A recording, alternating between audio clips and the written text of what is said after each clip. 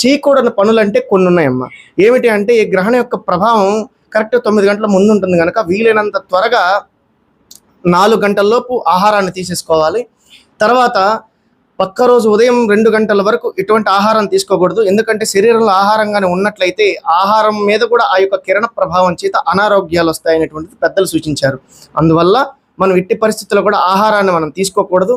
ఎవరైనా సరే 1 గంటలోపే పూర్తి చేసుకోవాలి. ఇంకా కుదరకపోతే 5 గంటల్లోపే తినాలి, తర్వాత తినకూడదు. ఒకవేళ ఆకలేసినా బాగలేని వాళ్ళు, ఇబ్బందులుగా ఉండేవాళ్ళు, బాలింతలు, గర్భిణీ స్త్రీలు ఎవరన్నా ఉంటే వాళ్ళు కేవలం ఉడకబెట్టకుండా ఉండేటువంటి పదార్థాలు మాత్రాన్ని అవాయిడ్ చేయాలి తప్ప మిగిలినటువంటి పాలు, పండ్లు, మంచినీరు, కొబ్బరి నీళ్ళు ఇలాంటివి కానీ ఏదైనా తీసుకోవచ్చు. సాత్వికంగా డైజెస్ట్ అయిపోయినటువంటి పదార్థాలు ఎవరైనా తీసుకోవచ్చు.